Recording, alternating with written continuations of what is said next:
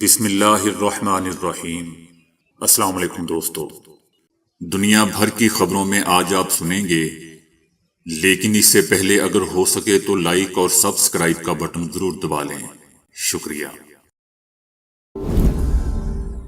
اقوام متحدہ کے سیکرٹری جنرل کا کہنا ہے کہ غزہ میں جنگ بندی کے مذاکرات انتہائی مشکل اور طویل ہیں۔ ان کا کہنا تھا کہ ایک معاہدہ طے پانے کا امکان ہے۔ ممکن ہے کہ آئندہ اقوام متحدہ کی جنرل اسمبلی کے دوران نیتن یاہو سے ملاقات نہ ہو۔ جہاں تک میری معلومات ہے، نیتن یاہو کا مجھ سے ملنے کا کوئی ارادہ نہیں ہے۔ جبکہ دوسری طرف امریکی وزیر خارجہ مذاکرات کے لیے مصر کا دورہ کر رہے ہیں۔ اسرائیلی فورسز نے فلسطینی سیاسی رہنما احمد سعادت کی اہلیہ کو گرفتار کر لیا ہے۔ اسرائیلی فورسز نے شہر البری میں فلسطینی سیاسی رہنما احمد سعادت کے گھر پر چھاپہ مارا۔ گھر پر چھاپے کے دوران اسرائیلی فورسز نے ان کی اہلیہ کو گرفتار کر لیا۔ سابق امریکی صدر ٹرمپ نے دعویٰ کیا ہے کہ حملہ آور صدر جو بائیڈن اور کملا ہیرس کی جانب سے ان کے خلاف بیان بازی سے متاثر ہو کر روتھ ویسٹ پام بیچ آیا تھا کہ تاکہ مجھ پر حملہ کر سکے۔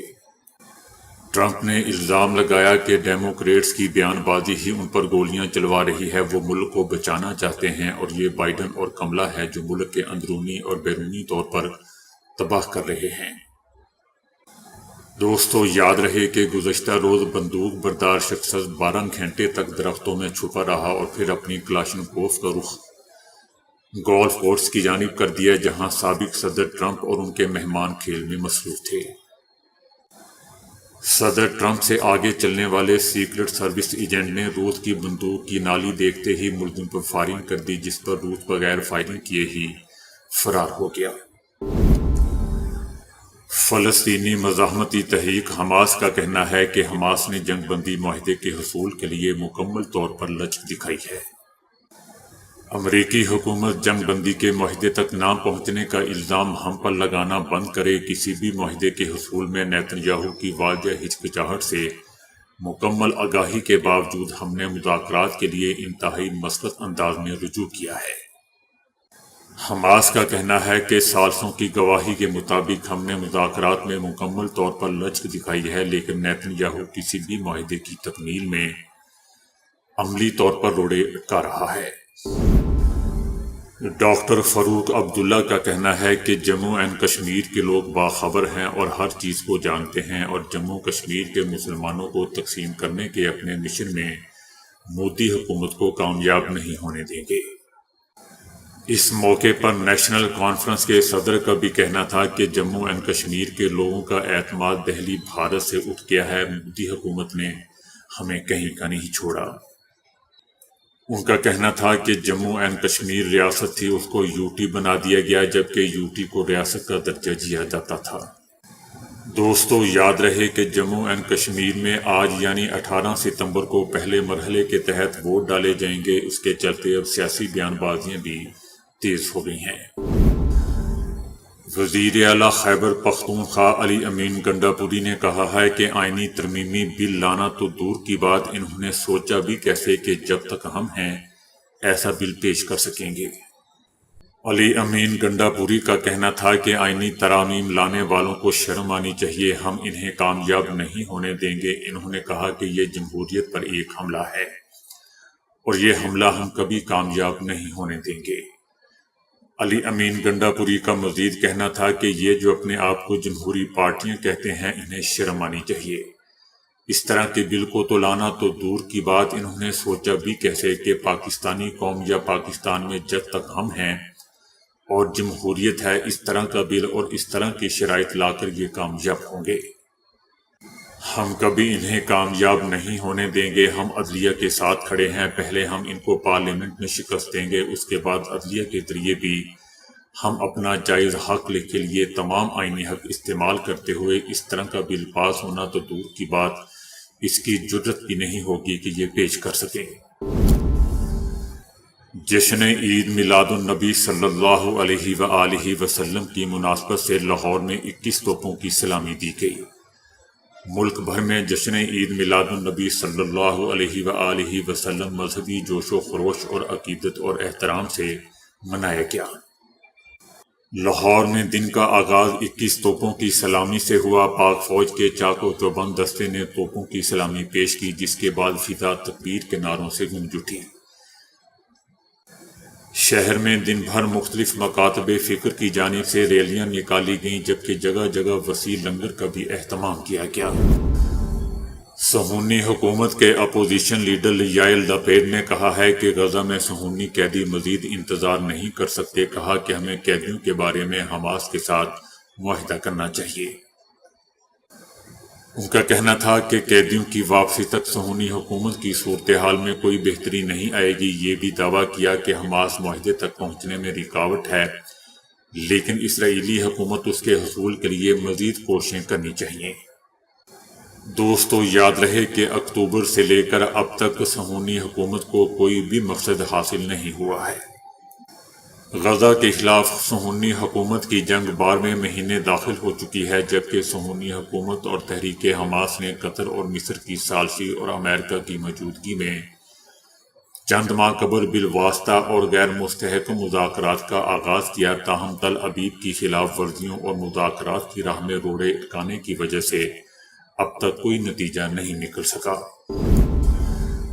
ایرانی صدر ڈاکٹر مسعود کا کہنا ہے کہ میرے ذہن میں ہمیشہ یہ بات رہی ہے کہ ہم مسلمان ملکوں کے باہمی روابط ایسے کیوں نہ ہوں کہ دوسرے انہیں حسرت کی نگاہ سے دیکھیں۔ ان کا کہنا تھا کہ رسول اللہ صلی اللہ علیہ وآلہ وسلم نے فرمایا کہ مسلمین ایک دوسرے کے بھائی ہیں، تو ہمارے درمیان تعلقات کے فروغ میں یہ سرحدیں کیوں حائل رہی ہیں؟ وہ اپنی حکومت اور اپنا قومی اقتدار اعلیٰ رکھیں اور ہم اپنی حکومت اور اپنا قومی اقتدار اعلیٰ رکھیں، لیکن مثال کے طور پر جو لوگ پاکستان، افغانستان، قزاقستان یا ایران میں ہیں، وہ آسانی کے ساتھ ٹرین میں بیٹھ کر نجف، کربلا، مکہ مدینے اور استنبول کیوں نہیں جا سکتے؟ ان کا کہنا تھا کہ اگر ہم نے آپس میں ایک دوسرے کے ہاں آمد و رفت کو آسان بنا دیا، یعنی ایک دوسرے کے سلامتی کی حفاظت کو یقینی بنایا، تو اس طرح اپنے اقتصادی اور ثقافتی روابط کو توسیع دے سکتے ہیں۔ ہم اپنے بازاروں کو ترقی دیں اور ہمارا نقطہ نگاہ ایک اور ہماری بات ایک ہوگی، تو ہم ان کے مقابلے میں ڈٹ جائیں گے جو ہمارے خلاف کچھ کرنا چاہیں گے۔ الجزیرہ کے نامہ نگار نے جب ان سے سوال کیا کہ ماہرین کہتے ہیں کہ ایران نے انصار اللہ یمن کو ہائپر سونک میزائل دیے ہیں یا یمنیوں کو اس کی ٹیکنالوجی دی ہے، تو کیا ایران نے غزہ اور اسرائیل کی جنگ کے دوران یمن کو ہائپر سونک میزائل دیے ہیں؟ ان کا کہنا تھا کہ یمن تک افرادی قوت پہنچنے میں 1 ہفتہ لگ جاتا ہے، تو یہ کیسے ممکن ہے کہ یہاں سے یمن میزائل پہنچ جائے اور انہیں نظر بھی نہ آئیں؟ ڈاکٹر مسعود کا کہنا تھا کہ یمن نے جس نوعیت کا ہائپر سونک میزائل اسرائیل کے خلاف استعمال کیا ہے، وہ ہمارے پاس نہیں ہے۔ جب ان سے سوال کیا گیا کہ یمنیوں نے جو دفاعی توانائی اپنے اندر پیدا کر لی ہے، وہ 1-2 دن، چند ہفتے، حتیٰ کہ 1 سال 2 سال میں بھی ممکن نہیں ہے، 1 سال کی جنگ میں بھی یہ توانائی حاصل نہیں ہو سکتی، جس کے جواب میں ایرانی صدر کا کہنا تھا کہ ہمارے اندر ہم آہنگی پائی جاتی ہے، ہم ایک دوسرے کی مدد کرتے ہیں، اسرائیل کے ہاتھوں فلسطینی عوام کی نسل کشی پر معترض ہیں، اور اس حوالے سے ہمارا نظریہ ایک ہے۔ ان کا کہنا تھا کہ اسرائیلی حکومت دنیا والوں کی نگاہ کے سامنے مظلوم فلسطینی عوام کا قتل عام اور ان کی نسل کشی کر رہی ہے، اور کوئی اعتراض بھی نہیں کر رہا۔ اگر مغرب کو اسرائیل کی سلامتی کی فکر ہے، تو غزہ اور فلسطین کی فکر کیوں نہیں ہے؟ ایرانی صدر ڈاکٹر مسعود کا کہنا تھا کہ دنیا کو اس بات کی اجازت نہیں دینی چاہیے کہ ایک گروہ یعنی صہیونیوں کا گروہ بے گناہ عوام کی نسل کشی کرے۔ اس کی بجائے مغرب کو ان کی فکر ہے کہ ایران نے یمن کو میزائل دیے ہیں۔ ڈاکٹر مسعود کا کہنا تھا کہ مغرب اچھی طرح جانتا ہے کہ ایران یمن کو میزائل دے ہی نہیں سکتا، ہمارے پاس میزائلی توانائی ہے، لیکن ہم نے یمن کو میزائل نہیں دیے ہیں۔ ایرانی صدر کا کہنا تھا کہ جنگ سے پہلے ہی یمن نے میزائل بنانے کی توانائی حاصل کر لی تھی۔ ایک چینی شہری جس نے اپنے پیسوں سے ایک الگ تھلگ گاؤں کے لیے پل تعمیر کروایا، اس کو جرمانہ 2 سال قید کی سزا سنا دی گئی۔ شمالی چائنا کے صوبہ جیزن میں واقع زین لن گاؤں کو دریائے تاؤ نے مکمل طور پر منقطع کر دیا تھا۔ مقامی لوگوں کو قریب ترین پل تک تقریباً 70 کلومیٹر کا سفر کرنا پڑتا تھا۔ تاہم اس وقت سب کچھ بدل گیا جب ہوانگ ڈی نام کے ایک دیہاتی نے، جو پہلے گاؤں آنے جانے کے لیے ایک چھوٹی سی فیری چلاتا تھا، اس نے فیصلہ کیا کہ علاقائی حکام تو پل تعمیر نہیں کریں گے۔ اس نے دریا پر ایک چھوٹا پل بنانے کا فیصلہ کیا۔ پل کے اس منصوبے کا کمیونٹی کی طرف سے خیر مقدم کیا گیا اور لوگ اسے استعمال کرنے کے لیے ہوانگ کو چھوٹی قیمت ادا کرنے پر زیادہ مطمئن تھے، کیونکہ یہ قریب ترین مجاز پل تک 70 کلومیٹر ڈرائیو کرنے سے کہیں زیادہ سستا اور کم وقت لینے والا تھا۔ لیکن وہاں کی اتھارٹی نے پل کو ختم کرنے کا حکم دے دیا اور ہوانگ اور اس کے خاندان پر اپنے بنائے گئے پل سے غیر قانونی طور پر فائدہ اٹھانے پر الزام عائد کیا، جس پر شہری کو گرفتار کر لیا گیا۔ سعودی عرب میں عدالت نے لیفٹیننٹ جنرل خالد بن قرار کو کرپشن کے سنگین جرائم میں ملازمت سے برخاست کر دیا۔ لیفٹیننٹ جنرل خالد بن قرار پر اختیارات کا غلط استعمال، رشوت، فنڈز میں ہیرا پھیری اور جعل سازی کا الزام تھا۔ پروسیکیوٹر کی جانب سے ناقابل تردید شواہد پیش کیے گئے، جبکہ ملزم نے بھی اعتراف جرم کر لیا۔ عدالت نے ٹھوس شواہد کی روشنی میں رشوت کے طور پر وصول کیے گئے 1 کروڑ سے زائد ریال تحائف اور زرعی زمین ضبط کرنے کا حکم دے دیا۔ اس کے علاوہ عدالت نے ڈائریکٹر لیفٹیننٹ جنرل خالد بن قرار کو ملازمت سے برطرف کر کے مجموعی طور پر 20 سال قید اور 10 لاکھ ریال جرمانہ بھی عائد کیا۔ سعودی محکمہ انصاف کا کہنا ہے کہ رشوت، کرپشن اور اختیارات کا ناجائز استعمال کسی صورت قابل قبول نہیں۔ قانون سب کے لیے برابر ہے۔ ایک نئی تحقیق میں بتایا گیا ہے کہ غذا میں معمولی سی تبدیلی لوگوں میں شوگر کے خطرات کم کرنے میں مددگار ثابت ہو سکتی ہے۔ الٹرا پروسیسنگ غذاؤں کو کم پروسیسنگ غذاؤں میں تبدیل کر کے شوگر کے خطرات میں کمی لائی جا سکتی ہے۔ نتائج سے معلوم ہوا ہے کہ کسی بھی فرد کی غذا میں 10% الٹرا پروسیسنگ غذا میں اضافے کا تعلق شوگر کے خطرات میں 17% اضافے سے تعلق رکھنا ہے۔ اس کا مطلب یہ نہیں کہ صرف غیر پروسیس شدہ غذائیں، بلکہ محققین کا اشارہ ان غذاؤں کی طرف بھی ہے جو آخر حد تک پروسیس نہ کی گئی ہوں۔ تحقیق میں بتایا گیا ہے کہ جو لوگ ایسی غذائیں کھاتے ہیں ان کے شوگر میں مبتلا ہونے کے امکانات زیادہ ہوتے ہیں۔ راولپنڈی شہر میں ڈینگی کے حملے شدت اختیار کر گئے، 24 گھنٹوں میں 47 نئے کیسز کی تصدیق کی گئی ہے۔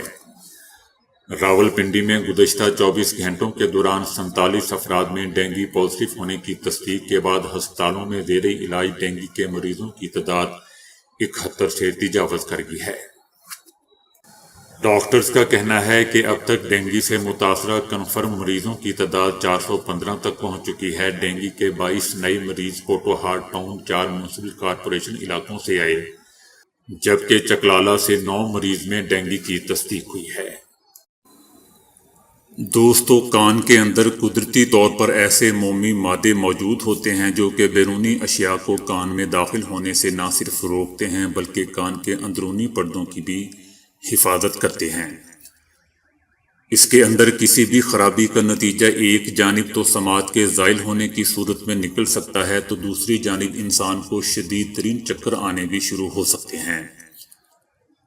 امریکہ کے ایکون اسکول آف میڈیسن کے آنکھ، کان اور گلے کے ماہر پروفیسر ڈاکٹر بوریس کے مطابق غیر محفوظ طریقے سے کانوں کی صفائی سے اس کے اندر کے پردے اور اندرونی ہڈیوں کو شدید نقصان پہنچ سکتا ہے، اور اس سے کان کے اندرونی حصوں میں شدید انفیکشن ہو سکتا ہے جس سے شدید چکر آ سکتے ہیں۔ اس کے علاوہ سماعت کے زائل ہونے کا بھی خطرہ ہوتا ہے۔ بعض صفائی پسند لوگ جسم کے دوسرے حصوں کی صفائی کی طرح روزانہ کانوں کی صفائی کسی نہ کسی ذریعے سے کرنا شروع کر دیتے ہیں، مگر اس طریقے سے وہ کان میں موجود سیرومن نامی کیمیائی مادے کو بھی نکال دیتے ہیں جو قدرتی طور پر کان کے پردوں کی حفاظت کے لیے موجود ہوتا ہے اور کان میں کسی بھی انفیکشن کی روک تھام کرتا ہے، جس کی وجہ سے کان میں انفیکشن ہونے کے امکانات بڑھ جاتے ہیں۔ بعض افراد ہر نوکدار چیز کان میں ڈال کر اس کی صفائی شروع کر دیتے ہیں، اور ایسا کرتے ہوئے ان کی یہ سوچ ہوتی ہے کہ وہ بہت باریک بینی اور نزاکت سے کان کی صفائی کر رہے ہیں، مگر حقیقت میں اس طریقے سے وہ کان کے نازک حصوں کو نقصان پہنچانے کا باعث بن رہے ہوتے ہیں، اور اس سے نازک پردے میں سوراخ بھی ہو سکتا ہے اور ہمیشہ کے لیے ان کی سماعت ضائع بھی ہو سکتی ہے۔ پانی کی سرنج کا استعمال عام طور پر اس طریقے کو لوگ محفوظ ترین طریقہ سمجھتے ہیں۔ اس میں قلیل مقدار میں کان میں پانی ڈال کر روئی یا کسی نرم کپڑے سے کان کو صاف کر دیا جاتا ہے، مگر دوستو، کان میں نمی رہ جانے کی صورت میں یہ طریقہ کار بھی انفیکشن کا باعث بن سکتا ہے۔ کان کی صفائی کا درست طریقہ اللہ تعالیٰ نے کانوں کی قدرتی طور پر صفائی کا انتظام کر رکھا ہے۔ ایک صحت مند انسان جب کھانا چباتا ہے تو کانوں کا میل اس کے جبڑے کی حرکت کے سبب باہر آ جاتا ہے، جس کو نرم کپڑے سے صاف کر کے نکالا جا سکتا ہے۔ اس کے علاوہ کانوں کی صفائی کے لیے ہر 6 مہینے کے بعد اپنے ڈاکٹر کو دکھانا بھی مفید ثابت ہوتا ہے، اور باقاعدہ کسی ماہر سے کان کی صفائی محفوظ ثابت ہوتی ہے۔ 56 سالہ آدمی آیان، جس کی بیوی جولی کینسر میں مبتلا ہو کر موت کے منہ میں چلی گئی، اسے چند ہفتے قبل فیس بک پر ایک کینسر ٹرسٹ ڈرائیو کا اشتہار نظر آیا اور اس نے 10 پاؤنڈ اپنی بیوی کے نام پر اس ڈرا میں عطیہ کر دیے۔ اس ڈرا میں قرعہ اندازی کے ذریعے کسی ایک خوش نصیب کو عالی شان گھر دیا جانا تھا، اور وہ خوش قسمت شخص آیان ہی واقع ہوا۔ عالی شان گھر جیتنے کے بعد آیان کا کہنا تھا کہ میں اور میرے 3 بیٹے جولی کی موت کے بعد شدید غم میں مبتلا تھے۔ اب یہاں نہ تو دوستو، ابھی کے لیے اتنا ہی۔ ویڈیو کو لائک اور شیئر کرنے کا بہت بہت شکریہ۔